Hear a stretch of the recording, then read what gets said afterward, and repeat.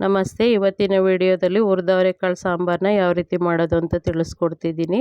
ನಾನು ಒಂದು ಅರ್ಧ ಬೌಲಷ್ಟು ಅವರೆಕಾಳನ್ನ ಹುರ್ಕೊಳ್ತಿದ್ದೀನಿ. ಇದು ಕೆಂಪಗಾದ ನಂತರ ಇದಕ್ಕೆ ನೀರನ್ನ ಹಾಕ್ಕೊಂಡು ತಣ್ಣಗೆ ಮಾಡ್ಕೊಳ್ತೀನಿ.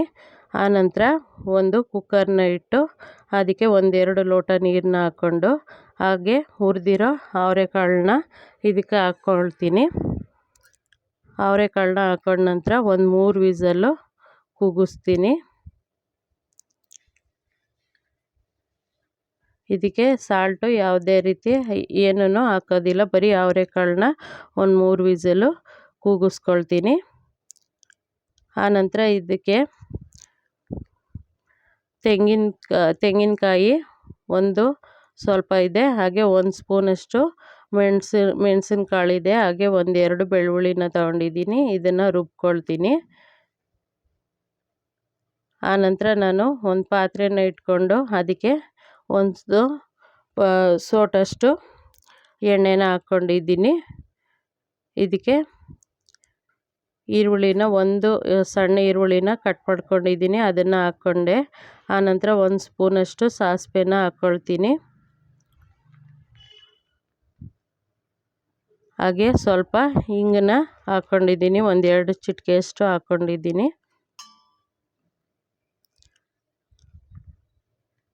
ಅದಾದ ನಂತರ 1-2 ಕಡ್ಡಿ ಕರಿಬೇವು, ಹಾಗೆ 2 ಒಣಮೆಣಸಿಕಾಯಿನ ಮುರಿದು ಹಾಕ್ಕೊಂಡಿದ್ದೀನಿ.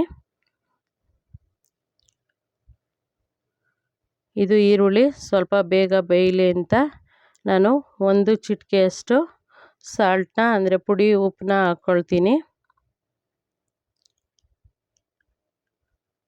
ಉಪ್ಪನ್ನು ಹಾಕಿದ ನಂತರ ಸ್ವಲ್ಪ ಬೆಂದಾದ ನಂತರ ಬದನೆಕಾಯಿನ ಒಂದು 3 ಬದನೆಕಾಯಿ ತೊಗೊಂಡಿದ್ದೀನಿ, ಅದನ್ನು ಹಾಕ್ಕೊಳ್ತೀನಿ. ಇವಾಗ ಸಾಲ್ಟ್ ಹಾಕ್ಕೊಂಡೆ 1 ಚಿಟಿಕೆಯಷ್ಟು. ಆನಂತರ ನಾನು ಸ್ವಲ್ಪ ಇದು ಫ್ರೈ ಆದ ನಂತರ ಒಂದು 3 ಬದನೆಕಾಯಿ ತೊಗೊಂಡಿದ್ದೀನಿ, ಅದನ್ನು ಹಾಕ್ಕೊಳ್ತೀನಿ. ನೀವು ಬೇಕಿದ್ದರೆ ಒಂದು ಆಲೂಗೆಡ್ಡೆನೂ ಬಳಸ್ಬೋದು. ಇದಕ್ಕೆ ನಾನು ಸ್ವಲ್ಪ ಬದನೆಕಾಯಿ ಎಲ್ಲ ಫ್ರೈ ಆದ ನಂತರ ಒಂದು ನಿಂಬೆಹಣ್ಣು ಗಾತ್ರದಷ್ಟು ಹುಣಸೆ ಹಣ್ಣನ್ನ ಬಿಸಿನೀರಿಗೆ ಹಾಕಿಟ್ಕೊಂಡಿದ್ದೆ, ಅದನ್ನು ಹಿಂಡಿ ಹಾಕ್ಕೊಂಡಿದ್ದೀನಿ. ಹಾಗೆ ರುಬ್ಬಿರುವಂಥ ಖಾರ ಹಾಕ್ಕೊಂಡಿದ್ದೀನಿ. ತೆಂಗಿನಕಾಯಿ, ಬೆಳ್ಳುಳ್ಳಿ ಮತ್ತು ಮೆಣಸನ್ನ ರುಬ್ಕೊಂಡಿದ್ದೆ, ಅದನ್ನು ಹಾಕಿದ್ದೀನಿ. ಆನಂತರ ಕುಕ್ಕರಲ್ಲಿ ಹಾಕಿ 3 ವಿಸಿಲ್ ಕೂಗಿಸ್ಕೊಂಡಂಥ ಅವರೆಕಾಳನ್ನ ಹಾಕ್ಕೊಂಡಿದ್ದೀನಿ. ಹಾಗೆ ಖಾರಕ್ಕೆ ತಕ್ಕಷ್ಟು ಮೆಣಸನ್ನು ಹಾಕಿದ್ದೀವಿ. ಹಾಗೆ ಇನ್ನೊಂದು 2 ಸ್ಪೂನಷ್ಟು ಬೇಳೆ ಸಾಂಬಾರು ಪುಡಿನ ಹಾಕ್ಕೊಂಡಿದ್ದೀನಿ. ಚೆನ್ನಾಗಿ ಮಿಕ್ಸ್ ಮಾಡ್ಕೊಳ್ತೀನಿ. ಆನಂತರ ರುಚಿಗೆ ತಕ್ಕಷ್ಟು ಅರಳುಪ್ಪನ್ನ ಹಾಕ್ಕೊಂಡಿದ್ದೀನಿ. ಇದಾದ ನಂತರ ಒಂದು 10 ನಿಮಿಷ ಚೆನ್ನಾಗಿ ಕುದಿಸ್ಕೊಂಡ್ರೆ ಹುರಿದ ಅವರೆಕಾಳಿನ ಸಾಂಬಾರು ರೆಡಿಯಾಗುತ್ತೆ. ಮುದ್ದೆಗೆ ಮತ್ತು ಅನ್ನಕ್ಕೆ ತುಂಬ ಚೆನ್ನಾಗಿರುತ್ತೆ.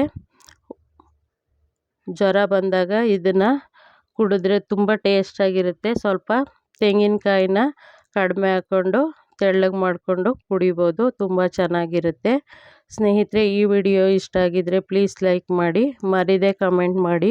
ಮೊದಲನೇ ಬಾರಿಗೆ ನಮ್ಮ ಚಾನಲ್ನ ನೋಡ್ತಾ ಇದ್ದರೆ ಪ್ಲೀಸ್ ಸಬ್ಸ್ಕ್ರೈಬ್ ಮಾಡಿಕೊಂಡು ನೋಡಿ. ಧನ್ಯವಾದಗಳು.